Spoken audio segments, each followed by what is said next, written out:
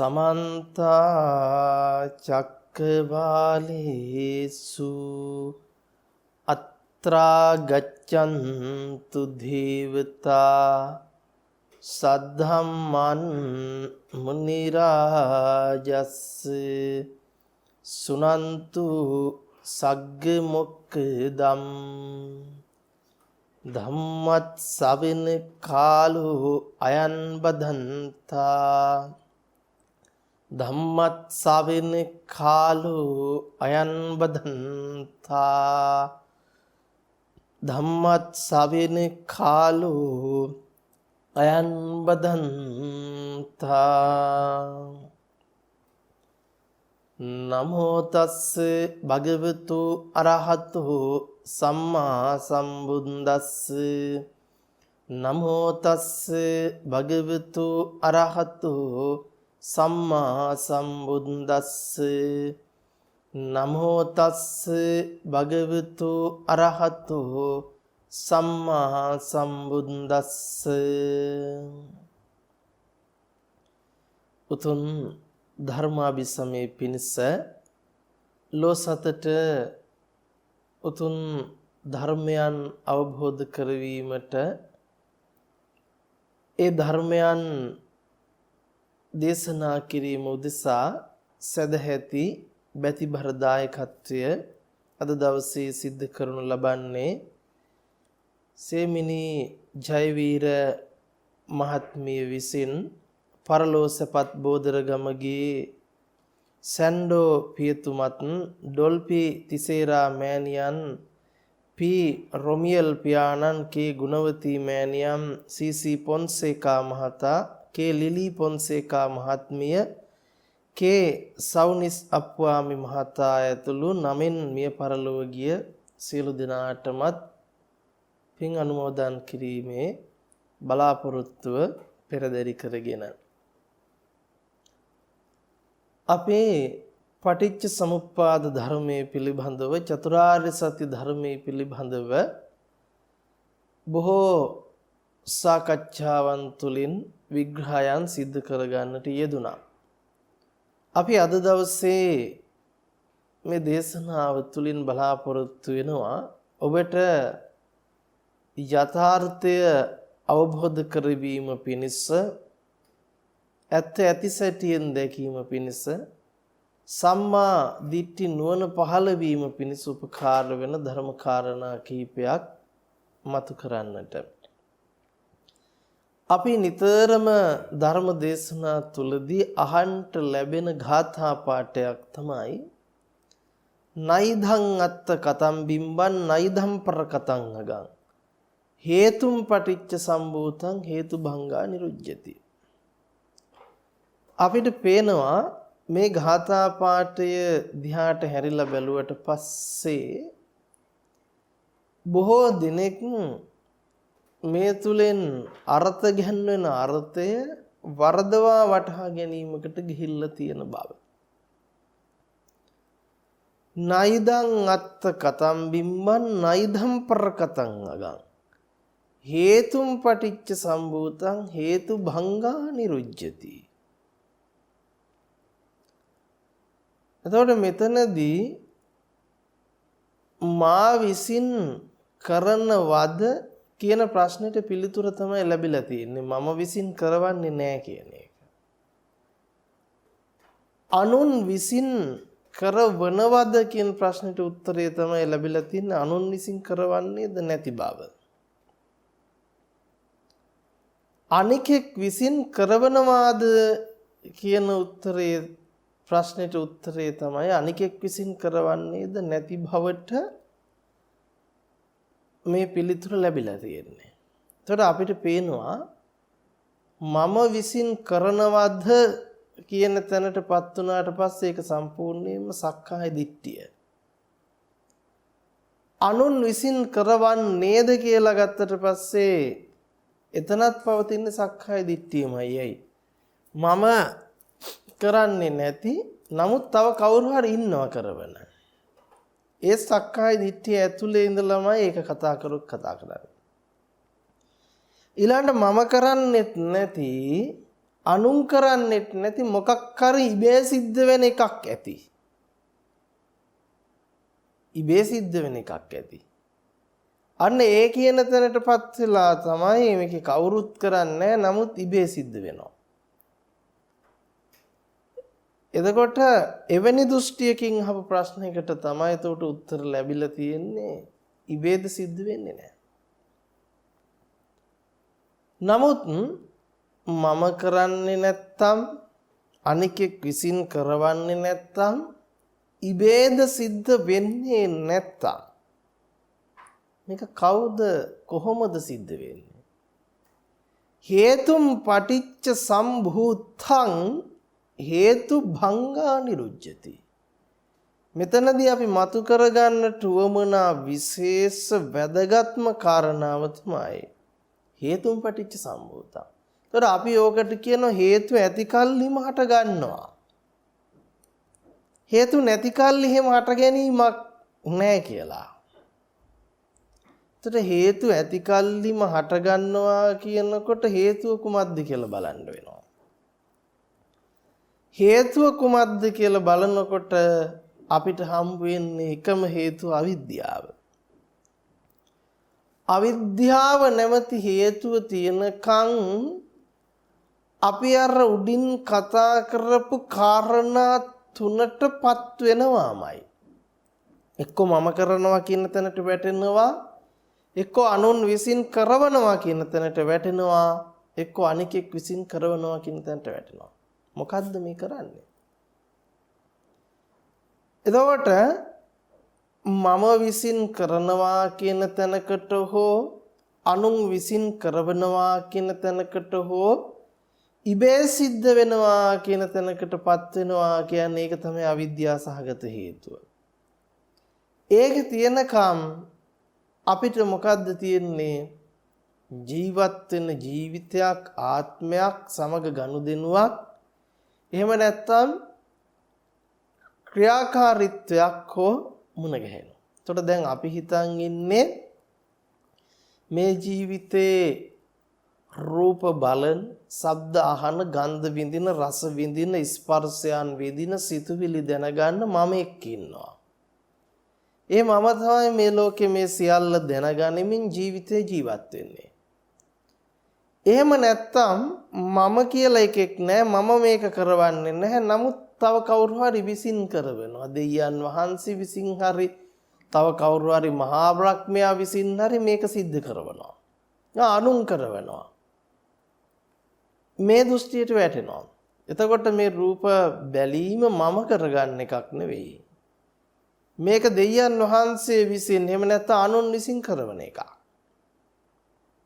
ශබ්ද ඇහෙන එක මම කරවනව නෙවෙයි, තව කවුරු හරි කරවනවා. ගන්ධ විඳින එක, රස ස්පර්ශයන් භුක්ති විඳින එක, මේ ජීවත් වෙනවා කියන ක්‍රියාවලිය සම්පූර්ණයෙන්ම වෙන කවුරු හරි මෙහෙවනවා.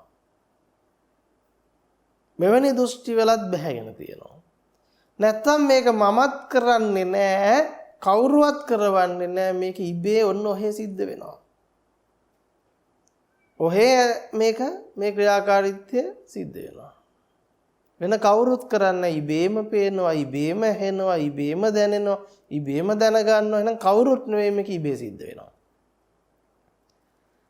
ඔන්න අපි බරපතල විදිහටම බොහෝ දෙනා වැටෙන දෘෂ්ටියක් තමයි පටිච්ච සමුප්පාදය කියලා ඔය ඉබේ සිද්ධ වෙනවා කියන තැනට.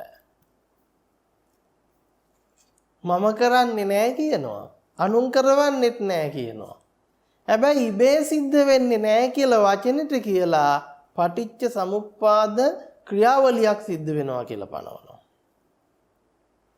ඉතින් මම කරන්නේ නැත්තම්, අනිකෙක් කරන්නේ නැත්තම් ක්‍රියාවලිය දාන්න වෙන්නේ කොහෙටද? එහෙම වුණොත් ඉබේ සිද්ධ වෙනවා කියන තැනට ක්‍රියාවලිය දාන්න එපා. ක්‍රියාවලියක් වෙනවා නම්, ඇයි කවුරුත් නොකරන ක්‍රියාවලියක් තියෙනවා නම්, මමත් නොකරන, අනුමුත් නොකරන ක්‍රියාවලියක් පවතිනවා නම් ඒ ක්‍රියාවලිය ඉබේ සිද්ධ වෙන්න එපා. ඒක ක්‍රියාවලියක් නේ. අපි බහුතරේ දෙන පටිච්ච සමුප්පාදය අවබෝධයටපත් වෙනවා කියලා ඔන්න ඔය ඉබේ සිද්ධ වෙනවා කියන දෘෂ්ටියට නොදැනීමපත් වෙලා තියෙනවා.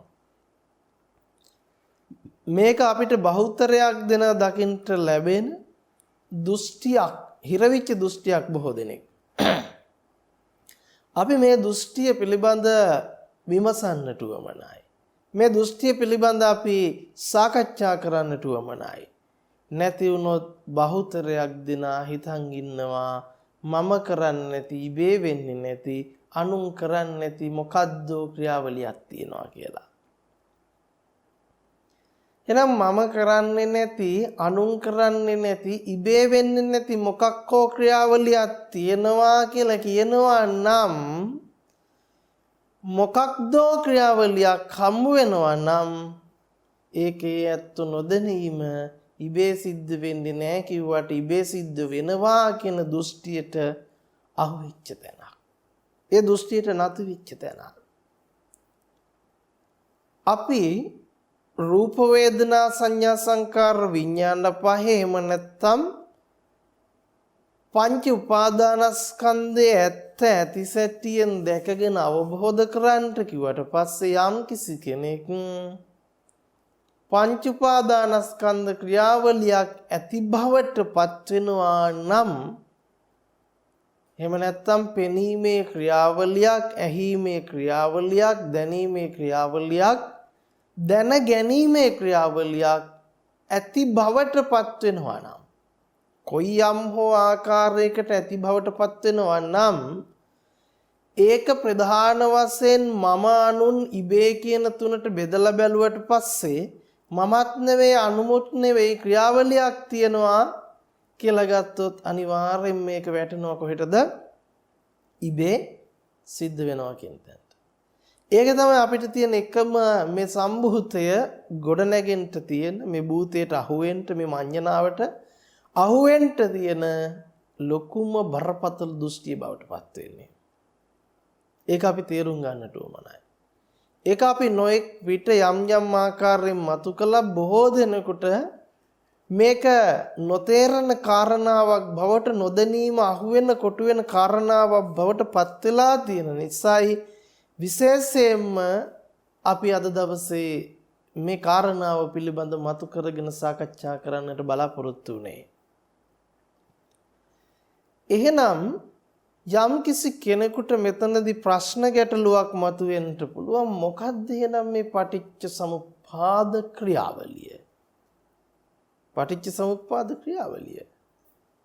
එතකොට ඇත්තටම අපි පටිච්ච සමුප්පාද ක්‍රියාවලිය කියනකොට, පංච උපාදානස්කන්ධ ක්‍රියාවලිය කියනකොට, රූපයක් දැකීමේ ක්‍රියාවලිය කියනකොට, සද්දයක් ඇහිීමේ, ගන්ධයක් විඳීමේ, රසයක් විඳීමේ, ස්පර්ශයක් විඳීමේ ක්‍රියාවලිය කියනකොට අපි මතක තියාගන්න ඕන මේ ක්‍රියාවලිය සම්පූර්ණයෙන්ම ලෝකයට අයිති ලෝකමඤ්ඤණාවක්.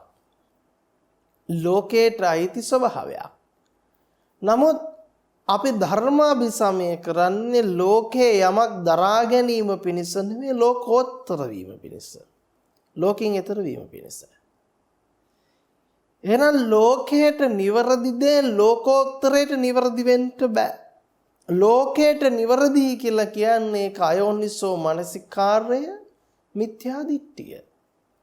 ලෝකෝත්තරය තුල යෝනිසෝ මනසිකාර්යයට, සම්මා දිට්ඨි නුවණට, ලෝකයට අයිති ක්‍රියාවලිය මිත්‍යා දෘෂ්ටික ක්‍රියාවලියක් බව, මිත්‍යා දෘෂ්ටික දැක්මක් බව අවබෝධයටපත් වෙන්න ඕන.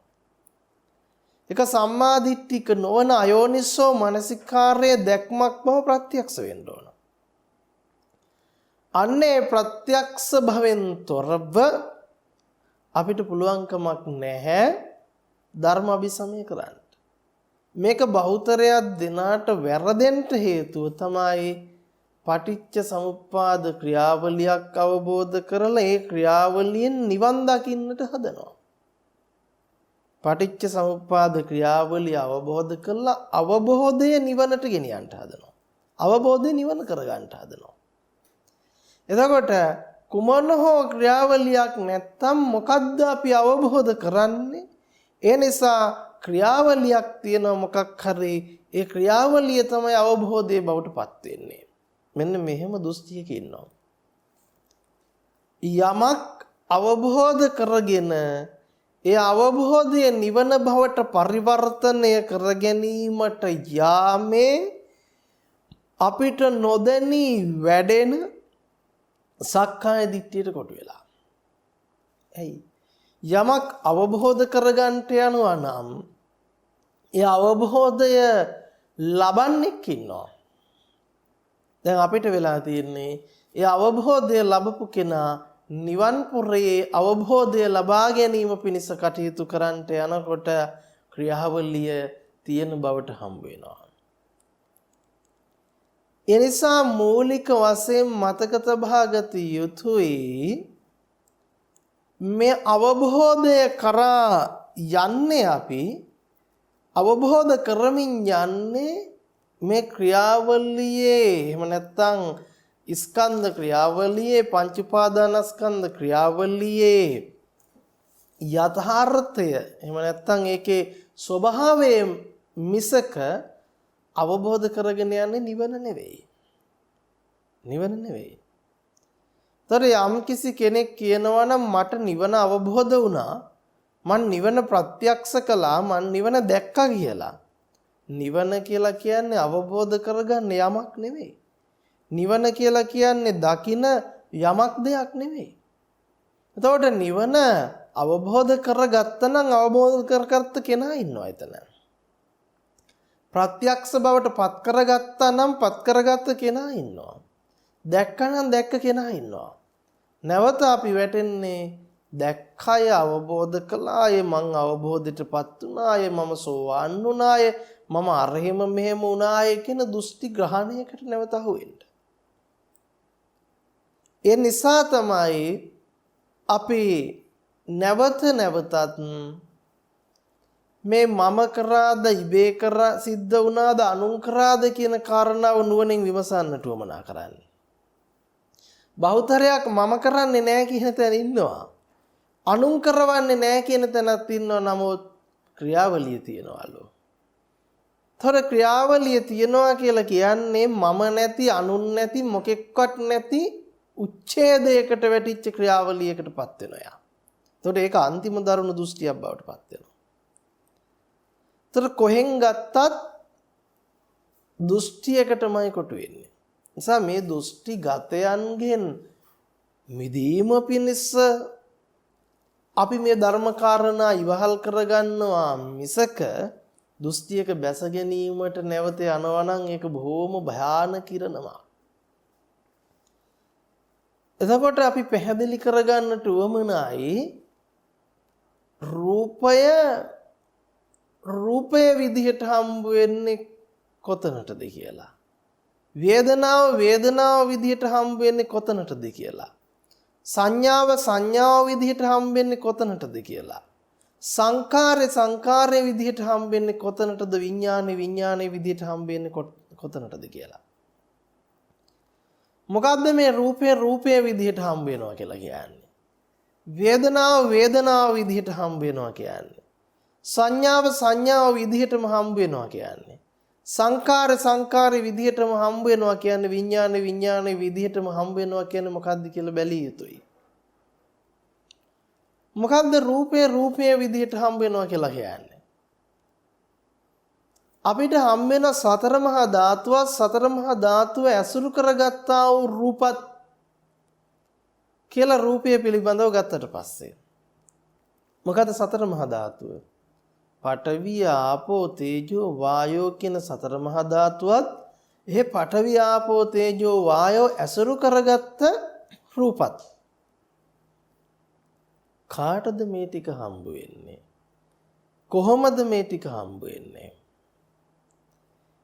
එතකොට අපි කල්පනා කරගත යුතුයි පඨවිය විදිහට මඤ්ඤණා කරගෙන ආපෝ විදිහට මඤ්ඤණා කරගෙන තේජෝ විදිහට මඤ්ඤණා කරගෙන වායෝ විදිහට මඤ්ඤණා කරගන්නේ කවුද කොහොමද කින්ද මන්ද කියන එක. දැන් පඨවිය කවදාකවත් පඨවිය බව අඳුනන්නේ නැහැ. ආපෝ බව අඳුනන්නේ නැහැ. තේජෝ බව අඳුනන්නේ නැහැ. වායෝ බව අඳුනන්නේ නැහැ. කියන්නේ තද ගති බුරුල් ගති කවදාකවත් තද ගති බුරුල් ගති බව අඳුනන්නේ නැහැ. නේද? ඊට පස්සේ සිසිල් ගති උණුසුම් ගති කවදාකවත් මන් සිසිල් ගතිය මන් උණුසුම් ගතිය බව අඳුනන්නේ නැහැ. මං හමන ගතිය මං වැగిරෙන ගතිය කියලා අඳුරා ගැනීමක් සිද්ධ වෙලා නැහැ. එහෙනම් කොටින්ම කිව්වොත් තද ගතියට තද ගතිය හම්බෙලා නැහැ. බුරුල් ගතියට බුරුල් ගතිය හම්බෙලා නැහැ. එතකොට අපිට පැහැදිලි වෙනවා මේ සීතල උණුසුම තද ගතිය බුරුල් ගතිය සිනිදු ගතිය ගොරෝසු ගතිය හමන ගතිය වැగిරෙන ගතිය කියන පඨවි ආපෝ තේජෝ වායෝ ගති ස්වභාවයකට ගති ස්වභාවය හම්බ වෙලා නැහැ. එහෙනම් ගති ස්වභාවය අඳුනන්නේ නැහැ කියලා කියන්නේ එතනින්ම අපිට කියවෙනවා ගති ස්වභාවයක් කියලා නিত্য වූ ස්ථිර වූ ධර්මයක් නොමැති බව. ඇයි? ගති ස්වභාවයක් පඨවිය නැමැති නিত্য වූ ස්ථිර වූ ආත්මීය වූ යමක් පවතිනවා නම් අනිවාර්යෙන් ඒ පවතින යමට පවතින දේ හම්බ වෙන්න ඕන. Tamanට Taman හම්බ වෙන්න බෑ. පඨවියට පඨවිය හම්බ වෙන්න ඕන. ආපෝ ස්වභාවයට ආපෝ ස්වභාවය හම්බ වෙන්න ඕන. තේජෝ ස්වභාවයට තේජෝ ස්වභාවය හම්බ වෙන්න ඕන. වායෝ ස්වභාවයට වායෝ ස්වභාවය හම්බ වෙන්න ඕන. අපිට පැහැදිලිවම පේනවා පඨවියට පඨවිය හම්බ වෙන්නේ නැති බව. නේද? ආපෝ ස්වභාවයට ආපෝ ස්වභාවය හම්බ වෙන්නේ නැති බව. තේජෝ ස්වභාවයට තේජෝ ස්වභාවයේ වායෝ ස්වභාවයට වායෝ ස්වභාවය හම්බ වෙන්නේ නැති බවට පේනවා. පේනවද නැද්ද? හම්බ වෙන්නේ නැති බව අපිට තේරෙන්නට උවමනයි. ඇයි එහෙම කියන්නේ? දැන් කල්පනා කරන්නකෝ කවදාකවත් තද ගතිය අපිට දකින්න බෑනේ. බුරුල් ගතිය දකින්න බෑනේ. එතකොට මේ පඨවි ආපෝ තේජෝ වායෝ ගති පිළිබඳව අඳුනා ගන්නේ කොහොමද? අඳුනගන්නේ කාය විඥානය අසුරු කරගෙන. කොහෙන්ද අඳුනගන්නේ? කාය විඥානය. එතකොට තදය බුරුලය උණුසුමය කියන ස්වභාවය අඳුනගන්නේ කාය විඥානයේ මූලික කරගෙන.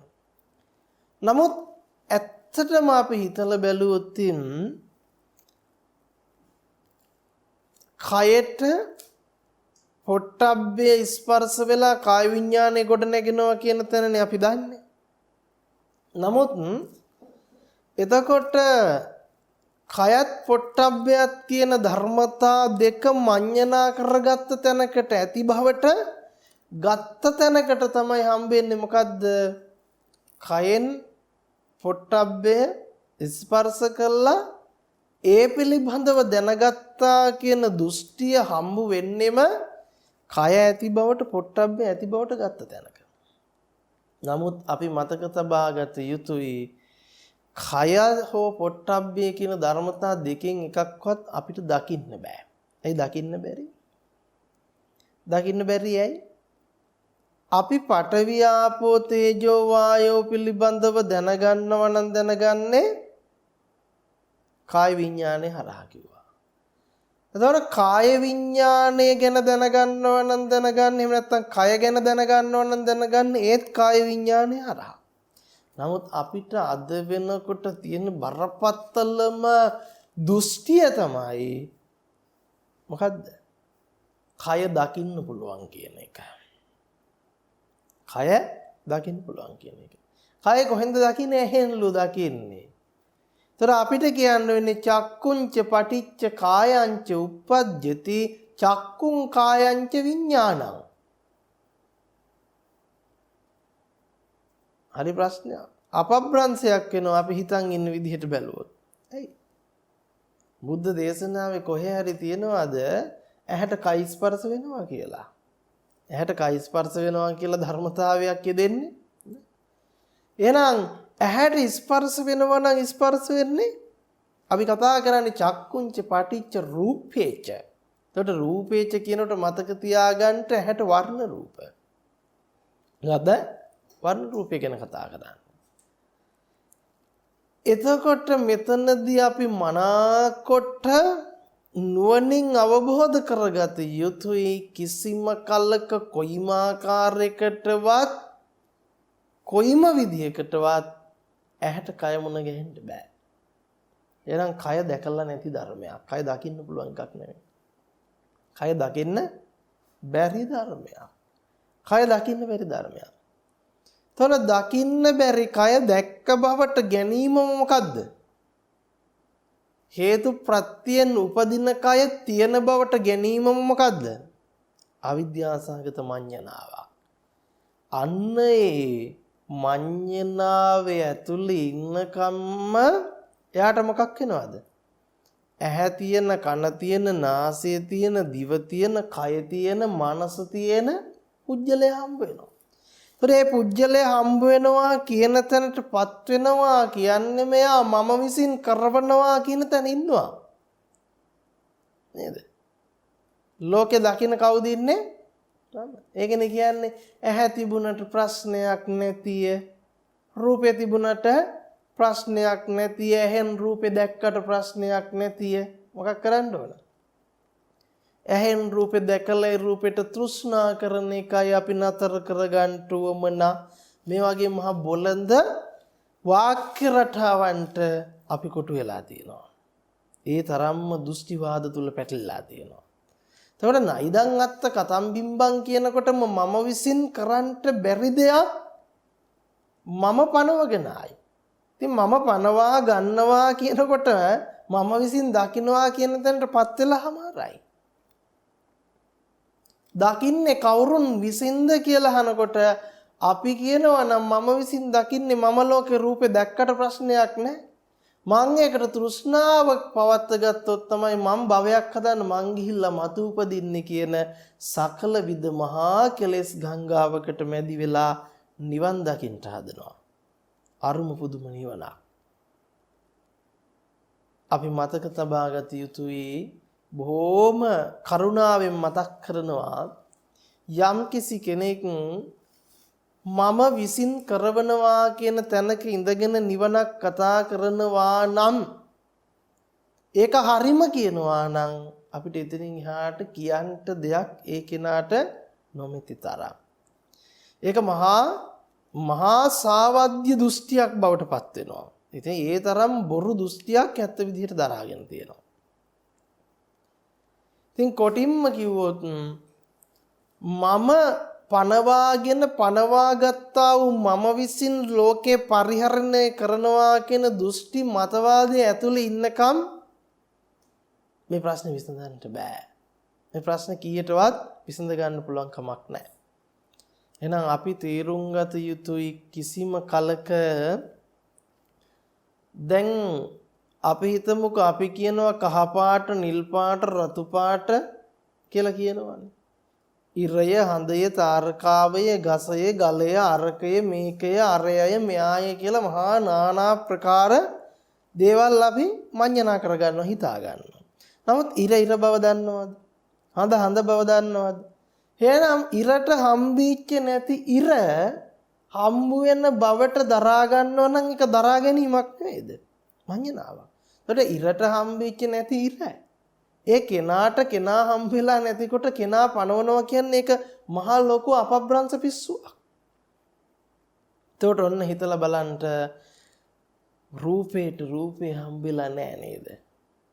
රූපේට රූපේ හම්බෙලා නැහැ. ගලට ගල හම්බෙලා නැහැ. ගහට ගහ හම්බෙලා නැහැ. ඇලට ඇල, දොලට දොල හම්බෙලා නැහැ. එතකොට ඉරෙන් ඉර ශුන්්‍යත විච්ච තැනක ඉරට ඉර නිරෝධ ධර්මයක් විච්ච තැනට ඉර පනවන්නේ කවුද? ඉර පනවන්නේ මඤ්ඤණාවෙන්. ඒක තමයි පුජ්‍යල මඤ්ඤණාව. ඒක තමයි සක්කාය දිට්ඨිය.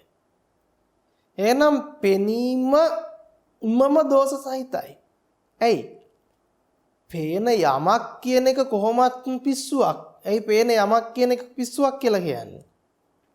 ඉරට ඉර හම්බෙන්නේ නැති තැනක ඉර පනවා ගැනීමම මෝඩකම. හඳට හඳ හම්බ වෙන්නේ නැති තැනක ගහට ගහ හම්බ වෙන්නේ නැති තැනක පනවා ගැනීමම මොඩකම. ඉතින් පනවා ගත්ත දේ ගැන මොනවා හිතුවක් කමක් නැහැ මේ මොඩකම ඇතුලේ හිතන්නේ. පනවා ගත්ත එක කැමැතිසේ නැතුව අය පනවා ගත්ත එකේ කැඩෙනවයි බිඳිනවයි වෙනසෙනවයි නැසෙනවයි කියලා මොනවා හිතා හිටියත් වැඩක් වෙන්නේ මේ පනවා ගත්ත එක. නමුත් පනවා ගත්ත එක ඇතුලේ මෝඩකම් කරන එක තමයි ලොකුම මෝඩකම. ඒක ගලවන්න බැරි තරම්. එහෙනම් අපි කල්පනා කරන්න ඕන පනවා ගන්නේ මොකක් තුලින්ද? පෙනීම තුලින්.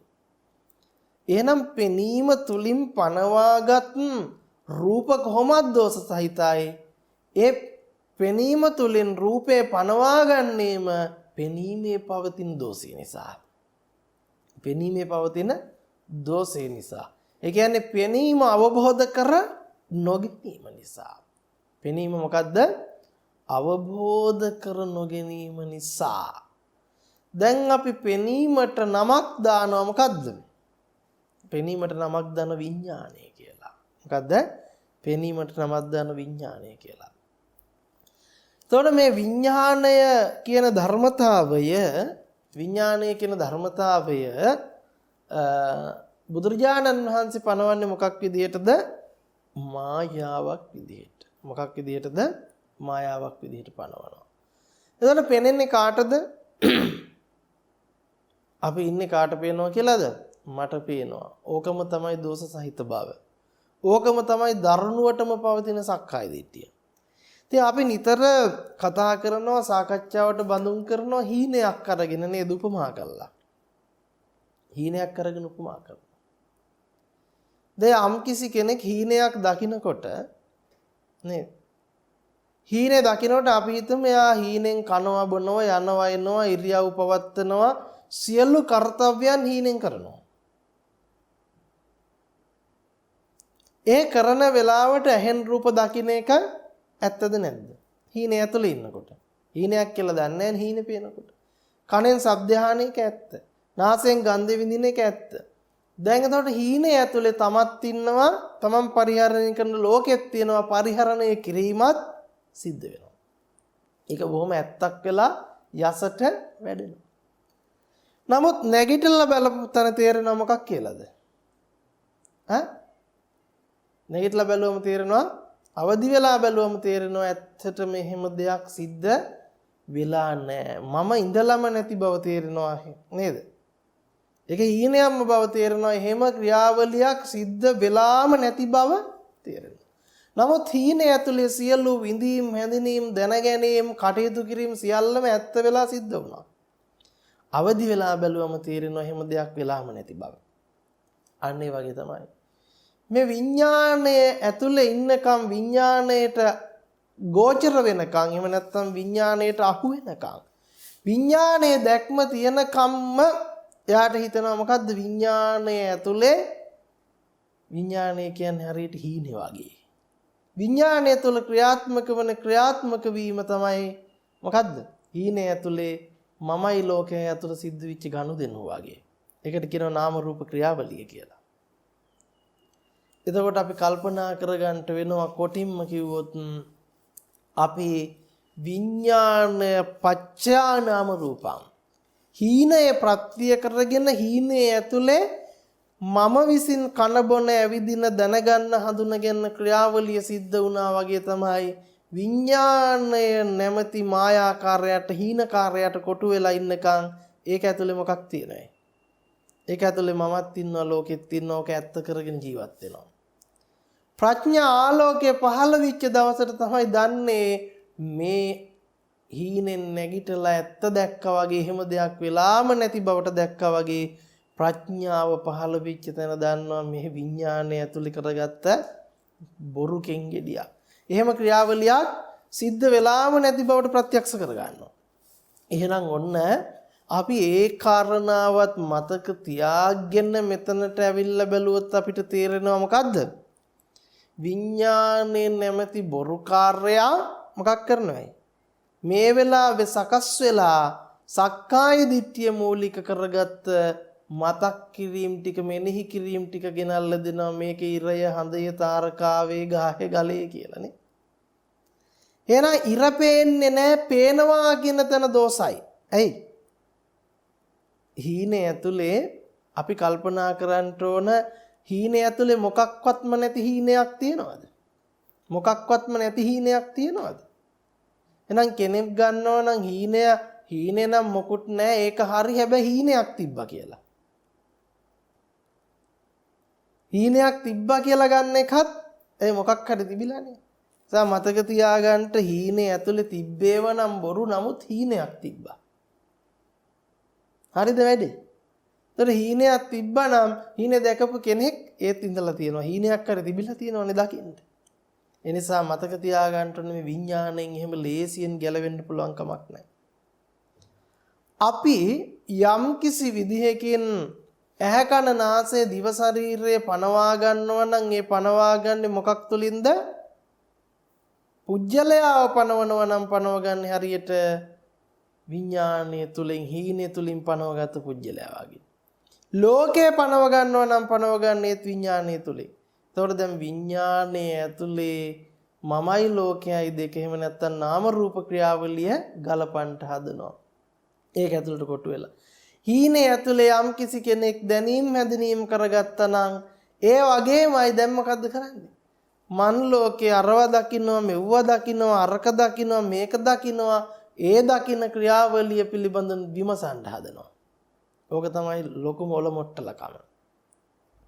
එහෙනම් අපි තේරුම් ගත යුතුයි කිසිම කලක රූපයට රූපය හම්බෙච්ච නැති බව.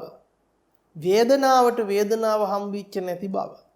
සංඥාවට සංඥාව හම්බෙච්ච නැති බව සංකාරයට සංකාරය හම්බෙච්ච නැති බව. ඇයි එහෙම කියන්නේ? රූපය පිළිබඳ කරගෙන තියෙන සම්පූර්ණ මඤ්ඤණා ටිකක්. අහවල් රූපේ කියලා.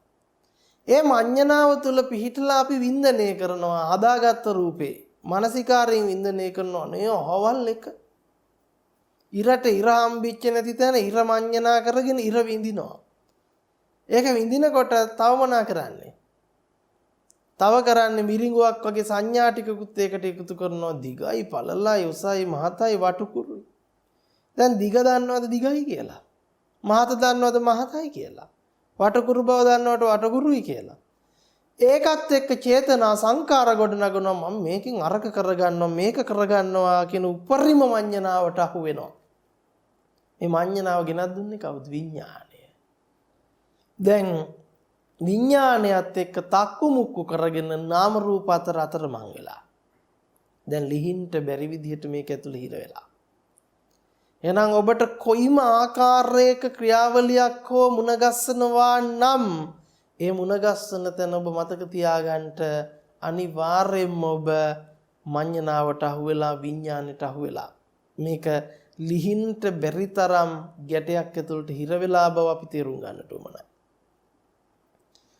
එතකොට පැහැදිලි විය යුතුයි අපිට අපි කියනවා අතීතයෙන් ආපු නැති අනාගතයට යන්නේ නැති වර්තමානය තුල සිද්ධ වෙන ක්‍රියාවලිය පිළිබඳ නුවණ යොමු කරන්නට කියලා. එහෙම කියනකොට අපි අතීතයට යන්න එපා අනාගතයට යන්න එපා කියලා කියන්න හේතුව තමයි අතීතයේ අහුවෙලා හිටිය අතීතයේ විදියට කරගත්ත මඤ්ඤණාව ඇතුලේ මේ බොරුවටමයි. අනාගතය කියලා අහුවෙනවා නම් අහුවෙන්නේත් මේ මඤ්ඤණා සහගත බොරුවටමයි. අතීතයේ පනවන්නේ අනාගතයේ පනවන්නේ වර්තමානයේ පනවන්නේ තුනම පනවන්නේ මේ බොරුව ඇතුලේ. අර හීනේ දකින්න වෙලාවට හීනේ ඇතුලේ එයාට අතීතෙත් තිබුණා වර්තමානෙත් තිබුණා අනාගතය ගැන බලාපොරොත්තු තියාගෙන ඒ හීනේ ඇතුලේ ඒ දේවලු කරගත්තා. ඒ වගේ තමයි දැන් විඥානයේ ඇතුලේ යට මතකයක් තියෙනවා මං අතීතයේ අර එහෙම කරා මෙහෙම කරා. අර හීනෙන් නැගිටලා බැලුවම මතකයක් තියෙනවා එහෙම කරගත්තා කියලා. නමුත් මතකයක් පමණයි. එහෙම මෙනෙහි කරගත්ත මඤ්ඤණාවක් පමණයි තියෙන කරගත්ත දෙයක් එහෙම විච්ච දෙයක් නෑ. ඒ වගේ තමයි දැමුත් ජීවිතේ මතකයක් තියෙනවා අර එහෙම කළා මේ වයස පහු කළා කියලා. නමුත් ඒ වයසට රිවර්ස් කරන්න, ඒ වයසට ගමන් කරන්න කිසිවෙකුට පුළුවන් කමක් නැහැ. එහෙනම් අතීතයේ වින්දා කියන සියල්ල වර්තමානික අත්දැකීමක්. අනාගතයේ විඳින්නේ කියන සියල්ල වර්තමානික අත්දැකීමක් විදිහටම වින්දනය කරන්නේ. එහෙනම් අපි මොකද්ද කරන්නේ? අතීතේ පැත්තක තියලා අනාගතේ පැත්තක තියලා වර්තමාන මඤ්ඤණාව ගැන හොයන්න පටන් ගන්නවා. වර්තමානයේ මේ ක්‍රියාවලිය කියන්නේ මොකද්ද කියලා බලන්න පටන් ගන්නවා. එතකොට හම්බ වෙනවා අපිට මොකද්ද? එතකොට හම්බ වෙනවා මේ සම්පූර්ණයෙන්ම රූපය කියන්නේ පනව ගන්න එකක්. මඤ්ඤණා කරගන්න එකක්. වේදනාව කියන්නේ මඤ්ඤණා කරගන්න එකක්. සංඥාව කියන්නේ මඤ්ඤණා කරගන්න එකක්. සංකාරය කියන්නේ මඤ්ඤණා කරගන්න එකක්. මොකෙන්ද මඤ්ඤණා කරගන්නේ? විඥාණය. ඔන්න අවිද්‍යා සහගත ලෝකයාට මේ මඤ්ඤණාව ඇත්ත වෙලා විඥාණය ඇතුලේ රඟ දක්වන නාම රූප ක්‍රියාවලිය තුල හිර වෙනවා. ප්‍රඥාවන්තයා දැනගන්නවා එහෙමනම් විඥානයේ විදිහටම විඥානය තමයි මඤ්ඤංකාරය. විඥාණයෙන් කරගත්ත මඤ්ඤමක් මේක. ඒ මඤ්ඤංකාරය තුලින් තමයි එහෙනම් රූපය පිළිබඳ, වේදනාව පිළිබඳ, සංඥාව පිළිබඳ, සංඛාරය පිළිබඳ, එහෙම නැත්නම් නාම රූප පිළිබඳ අත්දැකීම ලැබලා තියෙන්නේ. එහෙනම් එවැනි අත්දැකීමක් හම්බ වෙනවා නම් හම්බෙන්නේ විඥාණයටම භව ප්‍රත්‍යක්ෂ කරගන්නවා. එතකොට මේ විඥාණයටම භව ප්‍රත්‍යක්ෂ කරගන්නවා කියනකොට තේරුම් ගත යුතුයි නැවත වතාවක් ක්‍රියාවලියක් අපිට හම්බෙන්න බෑයි. අපි දැනගන්නේම ක්‍රියාවලිය විඥාණයෙන් පනවන බව. ක්‍රියාවලිය විඥාණයෙන් පනවන බව දැනගන්න. එතකොට එහෙමනම් මේ වෙලාවේ විඥාණය ඇතිකල්හි තමයි නාම රූපේ පනවන්න පුළුවන්. විඥාණයකේ මඤ්ඤණාව ඇතිකල්හි. මඤ්ඤණාවෙන් තොරව පුළුවන් ද බලන්නකො රූපේ පනවන්න. දැන් අපි පනවනවා ගල් පර්වතයක්. ගල් පර්වතයක් කියලා පනවනවා. තර ගල් පර්වතයක් කියලා පනව ගන්න එක මඤ්ඤණාවක් නෙවෙයිද කියලා බලන්නකො. එතකොට මඤ්ඤණාවෙන් තොර ගල් පර්වතයක් නැහැනේ. හිතා ගැනීම මෙනෙහි කිරීමෙන් තොර ගල් පර්වතයක් නැහැනේ. ඇයි? ගල කියලා ගල දන්නේ නැහැ, පර්වතය කියලා පර්වතය දන්නේ නැහැ. ඇත්තටම පර්වතයක් නැහැ.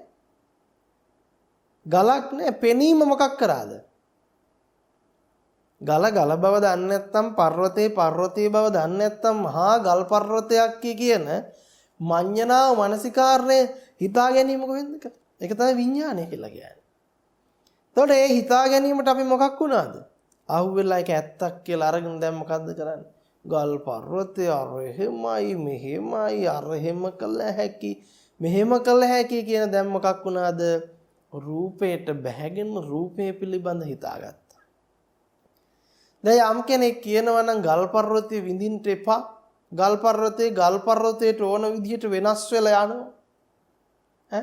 ගල් පර්වතය අපිට කැමති විදිහට පවත්වන්නට බෑ. ඒක තමයි අනිත්‍ය කියලා යමෙක් කියනවා නම් ඒක අනිත්‍ය නෙවෙයි, නිට්ටයයි.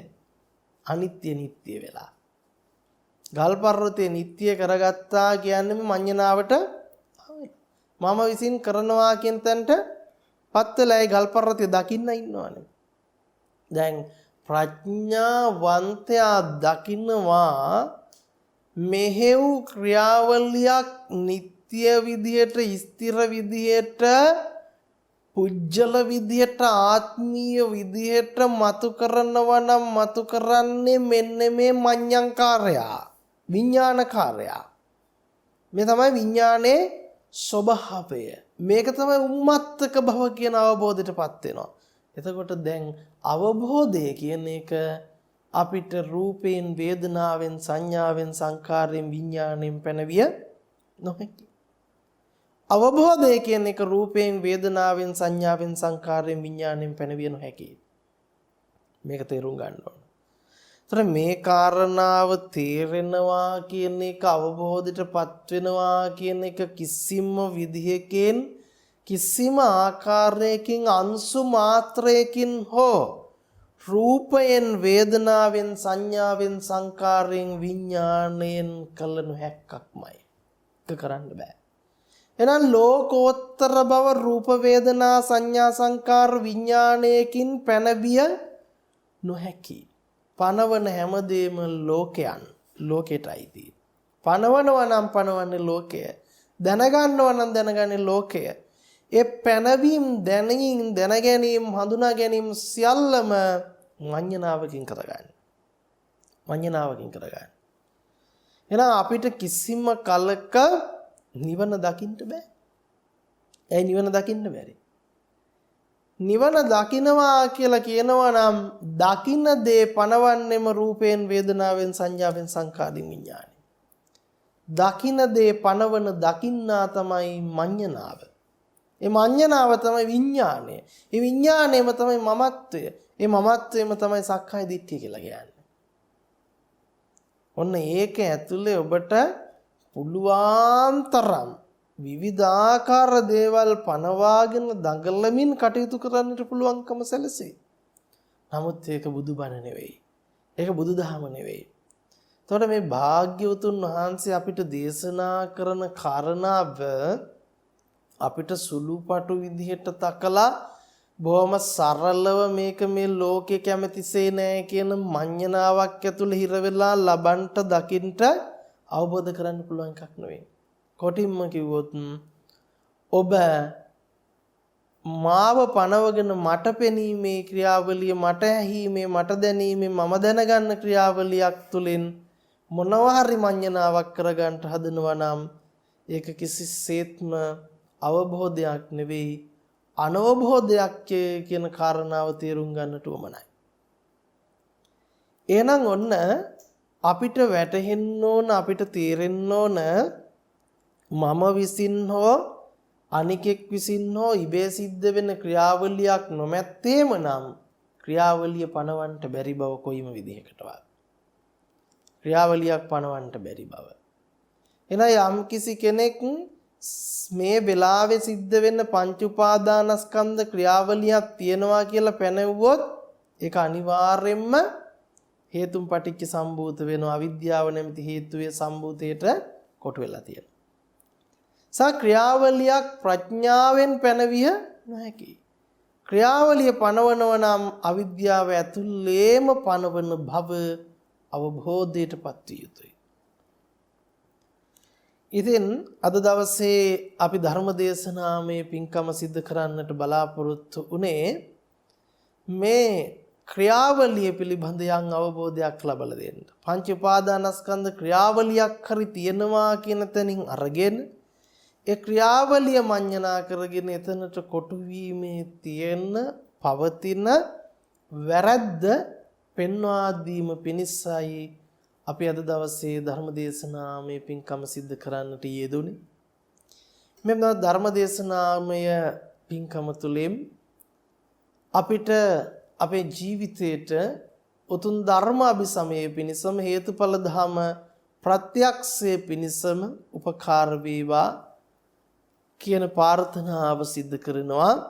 විශේෂයෙන් අද දවසේ ධර්ම දේශනාවේ පින්කම සිද්ධ කිරීම උදෙසා බැතිබර දායකත්වය දරාගෙන කටයුතු කරනු ලැබේ සේමිනී ජයවීරිය මහත්මිය විසින්. ඒ සේමිනී ජයවීර මහත්මියටත් උතුම් ධර්ම අභිසමය වීම පිණිසම මේ පුණ්‍ය කුසල වාසනාවන් හේතු උපකාරක ධර්මයක් බවටම පත් වේවා කියන ප්‍රාර්ථනාවන් සිද්ධ කරනවා.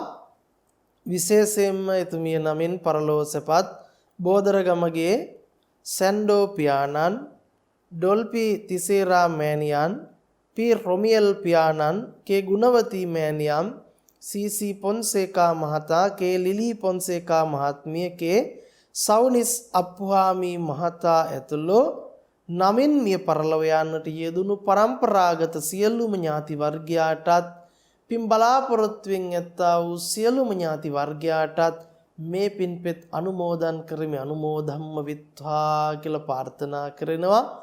ධර්මදේශනාමය පින්කම තුලින් ජනිත වන්නට යෙදුණු සියලු කුසලානිසංසයන් ධර්මාභිසමයේ පිණිසම හැමට හේතු වේවා, උපකාර වේවා කියලා ආශිර්වාද කරනවා. හැම දිනාටම තෙරුවන් සරණයි. යහපතක්ම වේවා.